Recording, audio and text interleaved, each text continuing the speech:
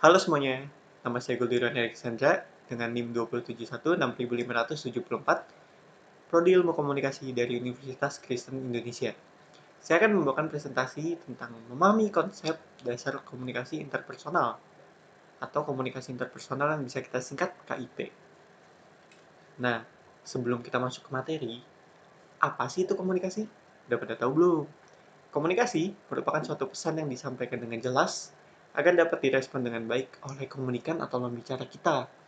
Contohnya, kita pengen nanyain tugas nih ke sahabat atau teman kuliah kita. Kita harus menyampaikan pesan untuk menanyakan tugas itu dengan jelas, sehingga bisa mendapatkan feedback dari teman kita ini tentang penjelasan tugas itu juga dengan jelas. Alasan pentingnya mempelajari KIP. Mempelajari komunikasi interpersonal itu penting, karena setiap manusia berkomunikasi, sehingga saling menciptakan pengertian, menumbuhkan persahabatan, memelihara kasih sayang, dan menyebarkan pengetahuan. Jadi bisa saling dapat ilmu gitu. Namun, di sisi lain, komunikasi juga dapat menyebabkan perpecahan, menghidupkan permusuhan, menanamkan kebencian, dan menghambat pemikiran. Nah, dua sisi yang berbeda ini tergantung pada masing-masing individu yang melakukan sebuah komunikasi. Jadi, pesan itu tuh penting banget untuk disampaikan dengan jelas agar nggak terjadinya miskomunikasi. Komunikasi interpersonal merupakan komunikasi yang dibawa sejak lahir dan tidak muncul secara tiba-tiba. Tetapi berkomunikasi harus dipelajari dan dilatih. Gak mungkin dong tiba-tiba bayi baru lahir langsung bisa berkomunikasi dengan baik. Pasti ada prosesnya, bisa ngomong mama, papa, sampai dia proses menuju balita dan bisa ngomong dengan lancar. Nah, di sini juga ada eksistensi KIP. Manusia adalah makhluk yang berkomunikasi. Melewati proses komunikasilah yang menjadikan manusia yang menjadi manusia. Komunikasi menjadikan dasar pemaknaan dalam hubungan manusia. Melalui komunikasi, manusia memanusiakan manusia lainnya. Oleh karena itu, pada intinya, komunikasi tidak bisa dilepaskan dari kehidupan manusia. Nah, menurut De Vito, komunikasi mengacu pada tindakan oleh satu orang atau lebih yang mengirim dan menerima pesan yang terdistorsi oleh gangguan atau noise terjadi dalam suatu konteks tertentu, mempunyai pengetahuan tertentu, dan ada kesempatan untuk melakukan umpan balik. Buat kalian yang keburu-buru bisa baca, ada di sini.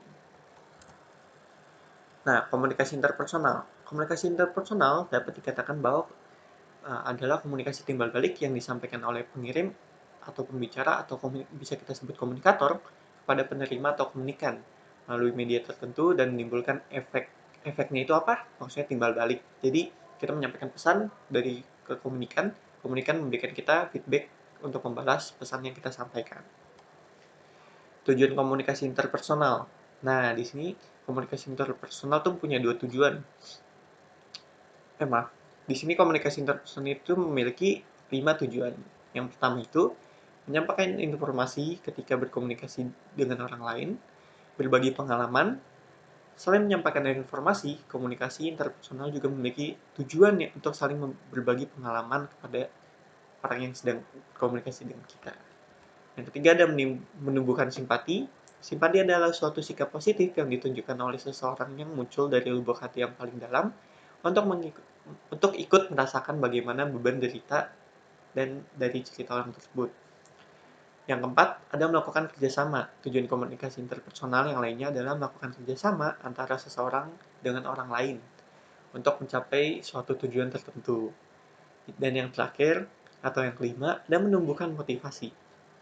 Melalui motivasi interpersonal, seseorang dapat memotivasi orang lain untuk melakukan sesuatu yang baik dan positif. Jadi kesimpulannya, komunikasi interpersonal yaitu untuk memahami dan menemukan diri sendiri atau jati diri kita sendiri. Menemukan dunia luar sehingga dapat mudah menyesuaikan diri dengan lingkungan sekitar kita. Membentuk dan memelihara hubungan yang bermakna dengan orang lain. Jadi, komunikasi interpersonal ini tuh bisa digunakan dengan baik tergantung dari sudut pandang masing-masing yang berkomunikasi. Mau itu baik ataupun bisa jadi buruk. Nah, prinsip-prinsip komunikasi interpersonal. Agar proses komunikasi menjadi efektif, maka membutuhkan prinsip-prinsip interpersonal. Menurut Enjang, dia mengatakan bahwa komunikasi bisa berjalan dengan lancar dan sesuai dengan yang diharapkan untuk menuju pada efektivitas berkomunikasi. Komunikasi interpersonal memiliki prinsip sebagai berikut. Yang pertama ada komunikasi interpersonal bersifat relasional. Jadi itu memiliki hubungan relasi. Dan yang kedua, mengandung maksud tertentu. Ada pesan-pesan tertentu seperti yang tadi udah disampaikan di tujuan komunikasi interpersonal. Lalu yang ketiga, bisa dipelajari. Nah, komunikasi interpersonal ini bisa dipelajari, bukan bakat yang tiba-tiba ada atau nggak bisa dipelajarin sama orang lain. Yang keempat ada berlangsung terus-menerus. Jadi bisa terjadi berulang-ulang. Dan yang kelima, mempunyai implikasi. Nah, setelah dari prinsip-prinsip, sekarang ada aspek-aspek komunikasi interpersonal. Menurut Elmawati, aspek-aspek yang mempengaruhi komunikasi interpersonal yang dikutip oleh Laswell ada 5. Yang pertama, keterbukaan. Keterbukaan adalah adanya kemauan untuk membuka diri, mengatakan tentang diri sendiri, jadi cerita apa adanya tentang diri kita.